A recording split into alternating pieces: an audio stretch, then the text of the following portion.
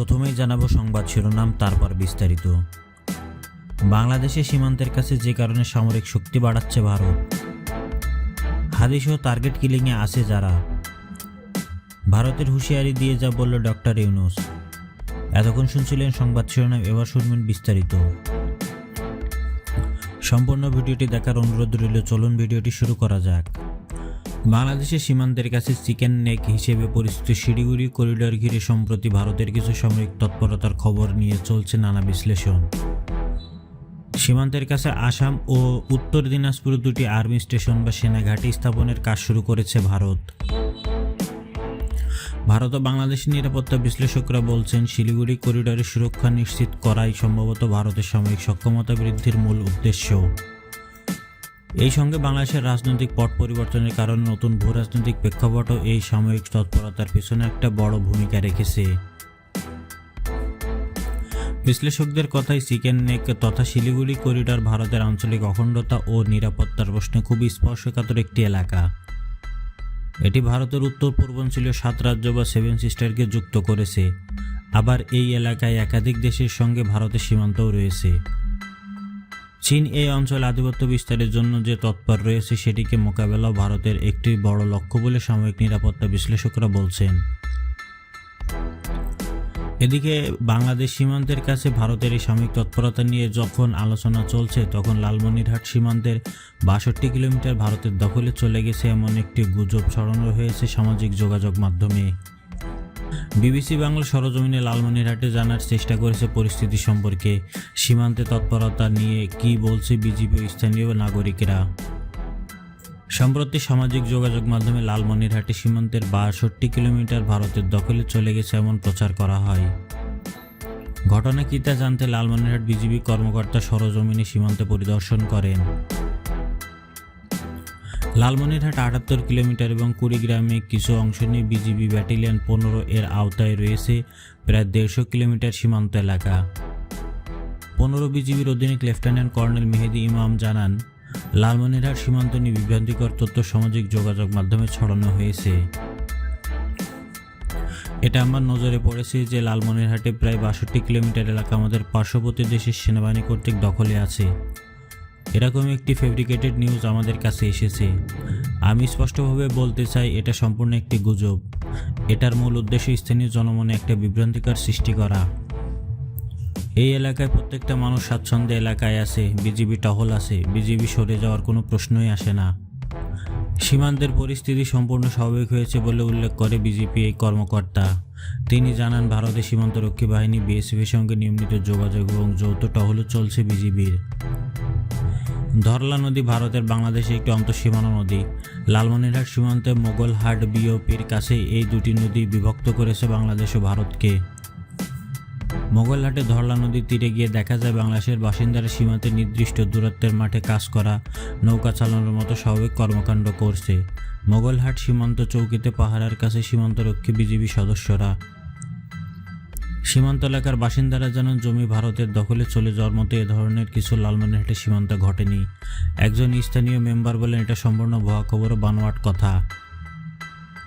এদিকে হাদির পর টার্গেটে আছে যারা। বেরোলো চাঞ্চল্যকর তথ্য। গতকাল শুক্রবার সন্ত্রাসীর গুলিতে গুরুতর আহত হয়েছেন ইনকিলাব মঞ্চের মুখপাত্র ও ঢাকা 8 আসন স্বতন্ত্র সদস্য প্রার্থী শরীফ ওসমান বিন হাদি।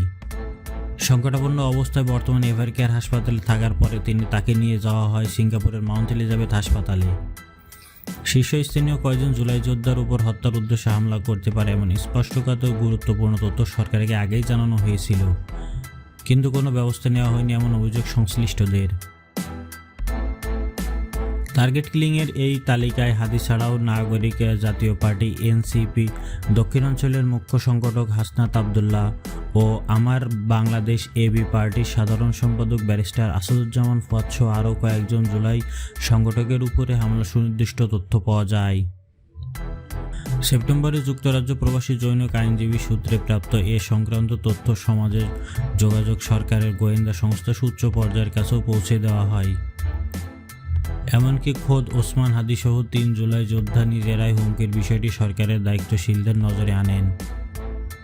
এছাড়া পৃথকভাবে যুক্তরাজ্য প্রবাসী ও আইনজীবীদের নিজেদের সংশ্লিষ্টদের সঙ্গে বিষয়টি নিয়ে কয়েক দফা আলাপও করেন। সূত্র জানায়, হত্যার হুমকির বিষয়টি নিয়ে ওই আইনজীবী সরকারের সংশ্লিষ্টদের কাছে তার কাছে আসা বিশ্বাসযোগ্য তথ্যপত্র তুলে ধরেন। এই সময় তিনি তথ্য প্রাপ্তির সুনির্দিষ্ট সূত্রের উল্লেখ করেন। বিষয়টি ব্যাখ্যা করে তিনি বলেন, পেশাগত কাজে বিশ্বের কয়েকটি দেশের গুরুত্বপূর্ণ সিকিউরিটি এজেন্সির সঙ্গে যুক্ত থাকায় তার হাতে স্পর্শকাতর এসব তথ্য এসেছে। দ্রুততার সময় এইসব বিষয়ে প্রয়োজনীয় ব্যবস্থা নেওয়া না হলে বিপদ আসন্ন বলে সতর্ক করেন তিনি। এ প্রসঙ্গে জানতে চাইলে ব্যারিস্টার ফজল জানান, অন্তত নির্ভরযোগ্য সূত্রে এমন হামলার তথ্য পেশ হবার আগে আমরা সরকারকে জানিয়েছিলাম, কিন্তু কোনো পদক্ষেপ নেওয়া হয়নি।